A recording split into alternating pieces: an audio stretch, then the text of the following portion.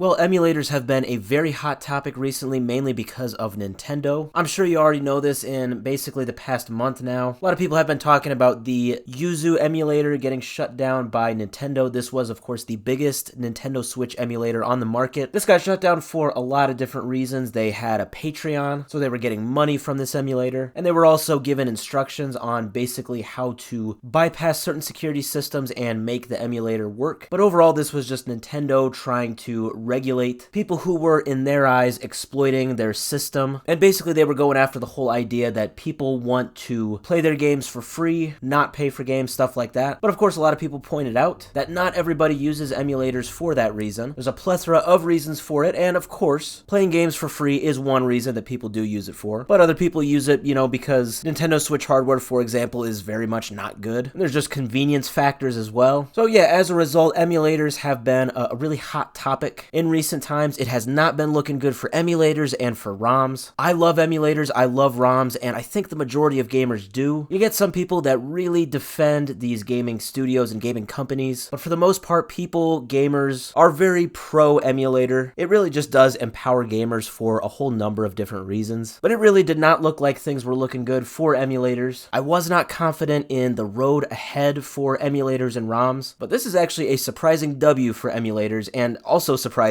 this comes from Apple. Now, this is really surprising because Apple can be very difficult with how they handle different things on their platforms, and mainly how they handle things on their iOS App Store. The main thing here is that they want control. They love to have control over how app creators and app users use apps on the iOS App Store. I mean, for example, in the recent past, they have done a number of things to make it so that Apple users cannot bypass the one-stop shop of the iOS App Store and basically use other app stores. That's for a number of different reasons as well. So of all companies, I really didn't think that a W for emulators was going to come from Apple, but that is exactly what has happened in the last 24 hours. So yesterday, Friday, April 5th, Apple did a complete reversal of what was once their seemingly well-established stance on emulators. So in the past, emulators have been on the App Store, and also in the past, well, they have been taken down. But yesterday, Friday the 5th, Apple actually announced a total reversal in this. They said they are now going to allow emulators on the App Store. I cannot believe it. I am entirely surprised. They said, of course, that these emulators that are on the App Store, they still have to stick by certain rules and regulations enforced by Apple. That is, of course, to be expected. But this is very surprising. I know emulators are a lot more accessible on, say, Android devices, but now, surprisingly, Apple is getting added to that list. Now, some people are speculating that this decision by Apple is actually influenced by their recent decision to start allowing some third-party apps and app stores on iOS devices. Yeah, as I said earlier,